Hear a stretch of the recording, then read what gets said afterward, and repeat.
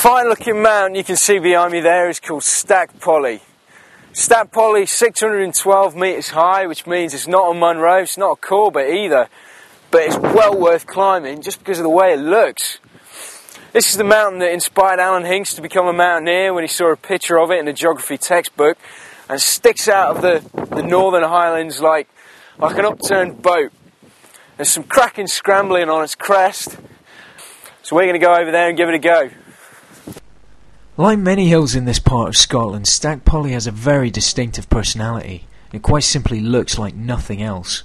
But that's not the only thing that makes the mountain unique. It's readily accessible from the roadside, and you can climb up to the main ridge from the car park in half an hour if you wanted. But most of all, Stac Pollaidh is unique because of its geology. It's quite literally crumbling away. Like a lot of the mountains in the Northern Highlands, Stac Pollaidh is made of a very, very friable Torridonian sandstone. And over the millions of years, freeze-thaw action has really crumbled the mountain down to these incredible looking, almost Dolomite-style husks at the top. Of course, this makes really great scrambling. One thing you must do is follow the path that has been recently made that goes up to the mountain and not deviate from it. The views open out pretty quickly as the path climbs up onto Stac Pollaidh. To the north you get awesome perspectives of Assynt and the Coigach Hills, and then when you hit the ridge you're confronted with views out to the Hebrides, and you can start to really appreciate what Stac Pollaidh is like. For such a little hill it feels really big.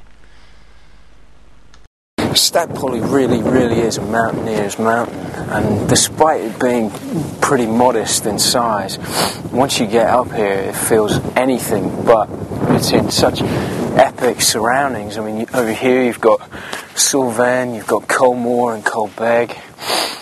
That's fantastic wilderness of interlinking lakes, and then up on the ridge itself you've got these sandstone towers which just invite a climb, and some of it is really quite exposed.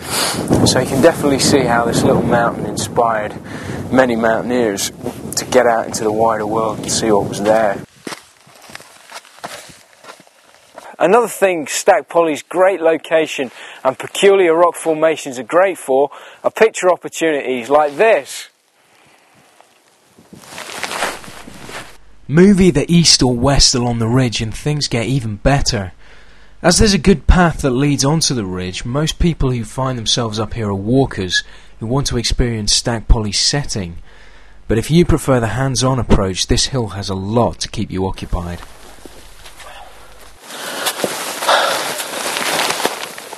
All the way along Stac Pollaidh's summit ridge there's a series of spires, and within them you can scramble pretty much to whatever grade you want.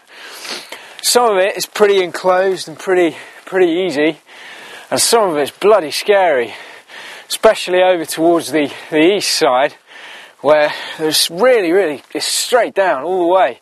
This rock, it's very like the gritstone that you get in the Peak District. It's very grippy, it's very rough. You can really get a lot of friction there, so it's a great place to kind of weave in and out and explore the rock and just do as much as you feel like doing. And if not, there's paths either side that you can bypass most of the difficulties and just look up at it. Even on the easy stuff, still a lot of places where you really don't want to slip.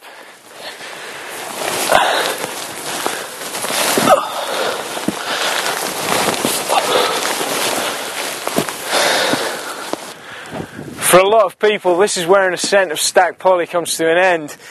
This rather tricky little impasse. There's two ways over it if you're feeling brave. There's that way, which takes you over a little bit of mind-bending exposure over here, and there's this way, which again, extremely exposed, but it's quite stepped all the way up. Coming back down, as with any scramble, is the most important consideration. Don't ever climb up anything that you're not confident climbing down again. It just isn't worth it. If you don't feel like making the last scramble, the way down off the hill is via this gully here. But if you do, you might want to try it this way. The scrambles are grade 2, and there isn't any shame at all in stopping before this final obstacle, as there really isn't much height difference between Stac Pollaidh's tops. The inaccessible pinnacle on Skye is famously the only Munro which requires climbing to get to the top, but in the lower classifications of hills, such as Corbett's and Graham's, there are many which require tricky moves like this just to say you've bagged the summit. Coming down off the scramble requires great care, so do consider whether you'd be comfortable coming down off it before you commit to an ascent. Unfortunately, our camera battery ran out before Tom made the final hop down, but don't worry, he made it. Stac Pollaidh, proof positive that even a tiddler can be terrifying.